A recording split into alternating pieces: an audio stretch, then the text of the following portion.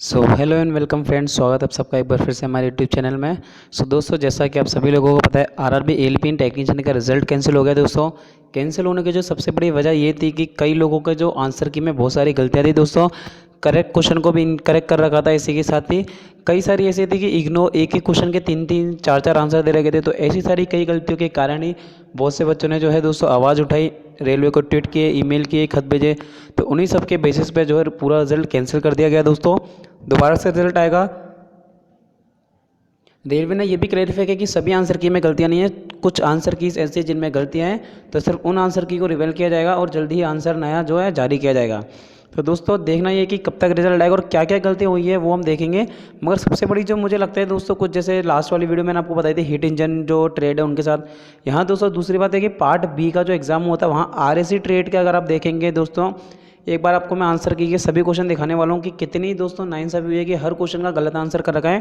ठीक है, अब ऐसा नहीं कि रेलवे ने जो आंसर दे दिया दोस्तों वो सही है, क्योंकि वहाँ बैठा है जो बैठा सामने वाला व्यक्ति है दोस्तों, काफ़ी एक्सपीरियंस होते हैं, काफ़ी टाइम हो जाता है, नई चीज़ें पढ़ो और क्वेश्चन कहीं से भी उठा के डाल देते हैं, चाहे उसका आंसर गलत हो सही हो उन्हें भी नहीं पता रहता। ठीक है, तो ऐसा नहीं कि सारे वहाँ पे बहुत बड़े लोग बैठे हुए हैं। ठीक है, गलती सबसे हो जाती है, इंसानी है।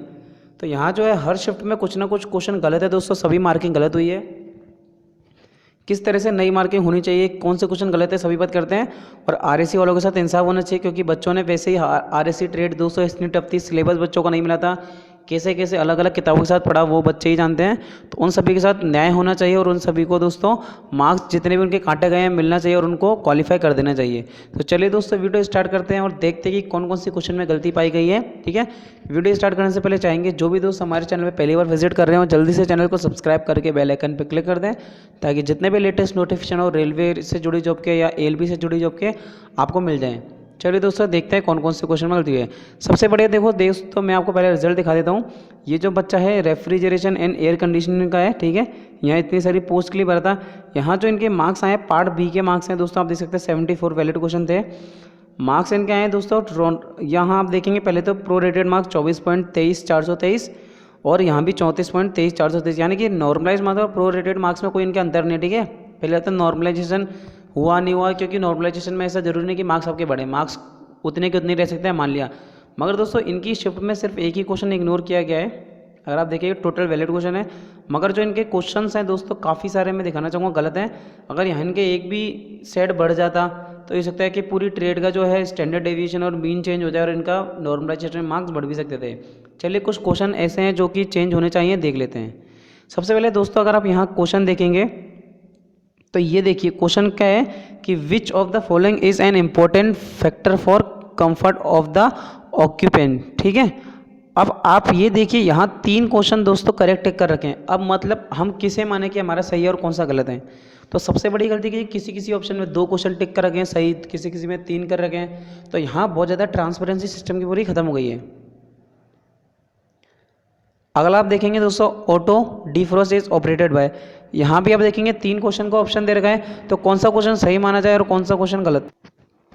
ठीक है दोस्तों, यहाँ 3 अगर ऑप्शन आपके इस तरह से आएंगे तो बच्चा क्या करे बताइए। अगर आपने उसने जो सही टिक करा है और आपने 3 कर दिया, अब गलत हो रहे हैं उसके आंसर।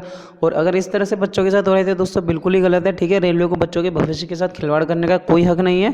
ठीक है, अगर आप वैकेंसी निकालते हो, आप पहले तो कहते हो कि पढ़ो पढ़ो पढ़ो और फिर आप वैकेंसी निकाल के इस तरह की चीटिंग करते हो, तो ऐसा काम नहीं चलेगा। आपको जो है रिजल्ट सही से देना चाहिए और सभी बच्चों के साथ न्याय होना चाहिए। अगला आप देखिए, यहाँ भी आप देखेंगे दोस्तों तो 2 क्वेश्चन को करंट 2 ऑप्शन को टिक कर रखा है। ठीक है, ये क्वेश्चन है जी, in the context of refrigeration which instrument is use for clocking the vacuum other thing. तो यहाँ देखिए कंपाउंड गेज और लो प्रेशर गेज दोनों को सही कर रखा है। अब आप किसको सही मानेंगे। ठीक है, कल को मान लो अगर किसी बच्चे ने कंपाउंड गेज सही करा और ये इसको सही मान रहे हैं तो गलत हो जाएगा, ये इसने इसको सही करा इसको सही मान रहे हैं, तो बच्चे का तो टोटल नुकसान ही है और ये बिल्कुल गलत है। अगला देखेंगे आप दोस्तों कि जो the main process characteristic is a desert cooler. अब डेजर्ट कूलर में मेन कैरेक्टरिस्टिक क्या है प्रोसेस की, यहाँ देखिए जो आंसर क्या दे रखा है, एडिएबेटिक सेचुरेशन इन्होंने आंसर टिक कर गया, मगर इसका आंसर ये नहीं होगा। तो दोस्तों इसका जो करेक्ट आंसर होना चाहिए वो होना चाहिए कि कूलिंग एंड डी ह्यूमिडिफिकेशन, मगर यहाँ पे दे रखा है एडिएबेटिक सेचुरेशन, जो कि बिल्कुल गलत आंसर है। तो यहाँ पर इसका आंसर गलत टिक रखा है। ठीक है, ये गलत आंसर है और सही आंसर ये होगा। सभी बच्चों ने ये टिक करा है, मगर इसके बावजूद इनके नंबर काटे गए हैं। तो अगर यहाँ इनको नंबर दे दिए जाते तो सीधे सीधे 1.33 नंबर इनका पड़ जाता है, जो कि बहुत ही ज़्यादा अच्छा होता है इनके लिए। ठीक है, अगली बात करते हैं, यहाँ देखिए क्वेश्चन है, ये तो कोई भी ट्रेड का बच्चा बता देगा कि which tool is use to remove, कौन सा टूल है जो कि high spot from a metal, plain metal surface से अगर कोई स्पॉट वगैरह है, ठीक है, तो उसको जैसे खुरदरा भागे उसको मेटल को सरफेस करने के लिए, प्लेन करने के लिए कौन सी चीज़ यूज़ की जाती है। तो ये चीज़ सभी को पता है, फाइल, यानी कि दोस्तों हिंदी में रेती भी कहते होंगे आप लोग, रेती का इस्तेमाल किया जाता है। मगर यहाँ पे स्क्रैपर दे रखा है जो कि बिल्कुल गलत आंसर है, इसका आंसर होगा रेती, सही बिल्कुल। अगला क्वेश्चन है कि freon group of refrigerator are. दोस्तों इसको तो आप गूगल पे भी अगर सर्च करके देखेंगे, विकिपीडिया पे पहली लाइन लिखी आएगी कि non toxic and non inflammable gas होती है फ्रीऑन ग्रुप है जो रेफ्रिजरेटर का, ठीक है, यानी कि ये किसी भी तरह से नुकसान नहीं करती और नॉन इन्फ्लेमेबल है। तो यहाँ पे ये नॉन इन्फ्लेमेबल भी सही, मगर टॉक्सिस दोस्तों बिल्कुल गलत हो जाएगा, ठीक है।